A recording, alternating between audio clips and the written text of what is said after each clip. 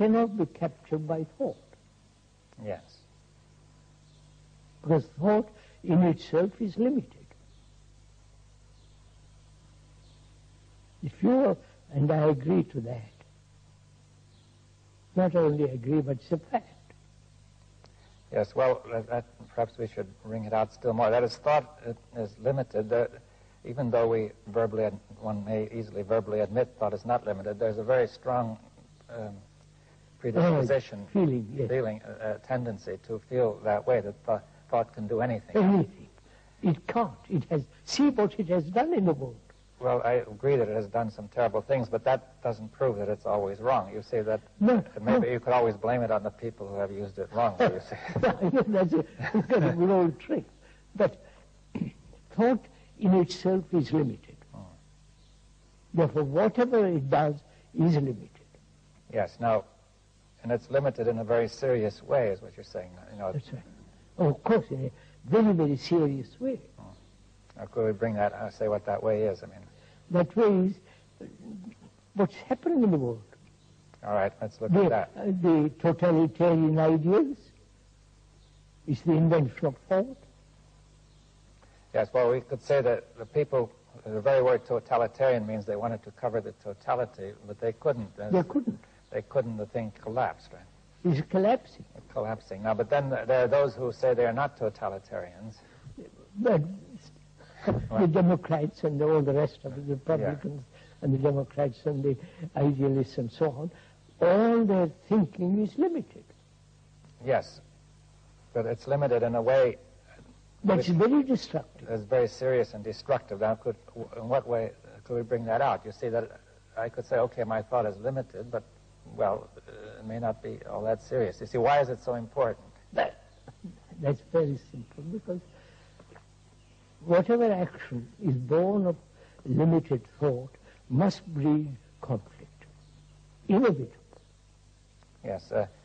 Like dividing humanity into geographically, into nationalities and so on, so on, so on, religiously, has created havoc in the world. Yes, now let's connect that with the limitation of thought. That is, my knowledge is limited, right? We said that. And how does that lead me to divide the world into? Aren't we seeking security? Yes. And we thought there was security in the family, security in the tribe, security in nationalism. So we thought there is security in division.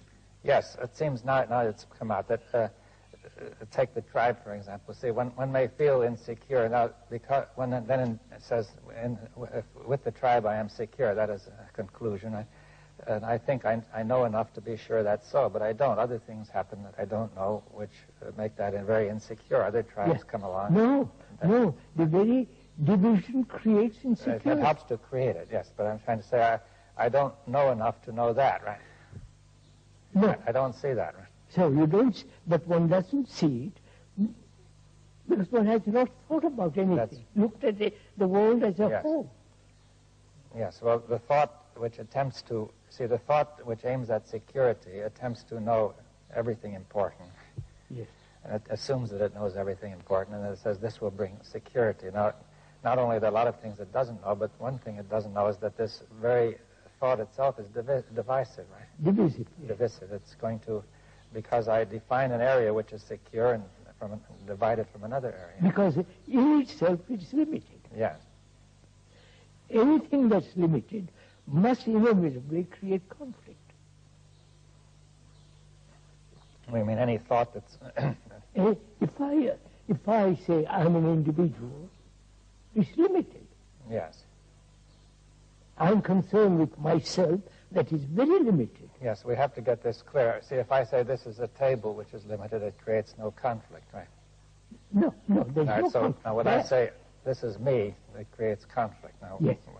Now, the me is a divisive entity. Let's see it more clearly why, you see. Because it is separative, it is concerned with itself. The me identifying with the greater nation is still divisive. Yes, well, I define myself in the interest of security so that I know what I am as opposed to what you are, and I protect myself, right? Now, this creates a division between me and you. We and they and so. We and they. Now, that comes from my limited thought because I don't understand that we are really closely related and connected. That's we are human beings. Yeah, we're all human beings. All human beings have the same, more or less the same problem. Now, I haven't understood that. My thought is, my knowledge is limited. I think that we can make a distinction and protect ourselves or me and not the others. Yes, that's right.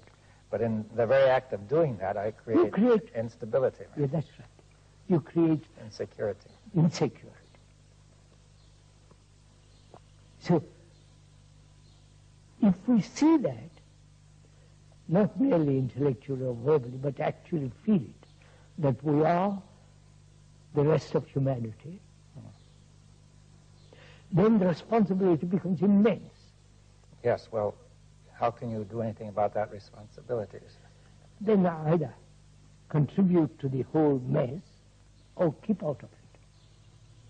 That is, not to be at peace, to have order in oneself. Well, I didn't. I'll come to that.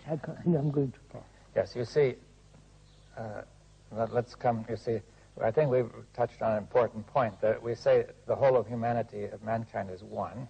Yes. And therefore, to create division there is destructive. Yes. Now, whereas to create division between me and the table is not dangerous, because in some sense we are not one, though. Me and the trees. That's only in some very general sense that we are one. But now, mankind doesn't realize that it is all one. I think we have. You see, well, let's go into that. You see, I think we've been going. That this is a crucial point. That it's clear it doesn't, because there's so many divisions, and not only in nations and religions, but from one person to another. I know. Why is there this division?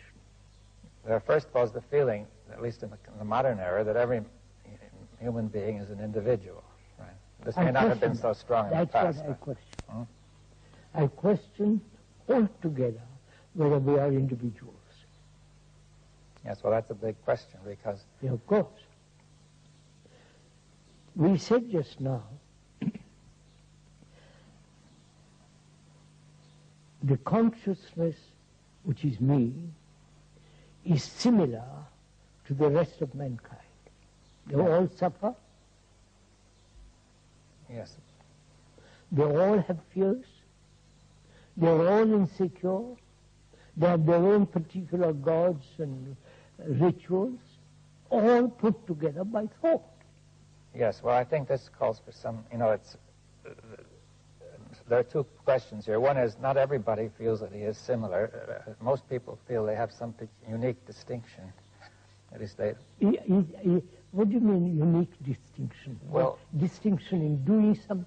Well, there may be many things. Like, for example, one nation may feel that it is able to do certain things better than another. One person has some special things he does, or qualities. Of course. You are better, you are more intellectual than I am. You are somebody else better than this and that. Yeah, he may take pride in his own special abilities or advantages. But when you put away that, basically we are... But now, yes, we have to say, what does it mean? That you're saying that these things you've just described, which are... superficial. Yes, now the things that are basic are what? Is fear, sorrow, pain, anxiety, loneliness, and all the human travail. Yes, well, many people might feel that the basic things are the highest achievements of man. The highest achievements of mankind, and not these. What has he achieved? Well, let's discuss it. You see that? Yes, yes. I mean, many people, at least I understand. We've discussed this often, but I think we must yes, sir. Bring it out. Let's what have we achieved? Well, for one thing, people may feel proud of the achievement of man in science, in art, in culture, in technology. In all those directions, certainly we have. Yes. Vast technology, communication, travel, medicine, surgery. Yes. Has advanced tremendously. Yes, I mean, it's really remarkable in many ways.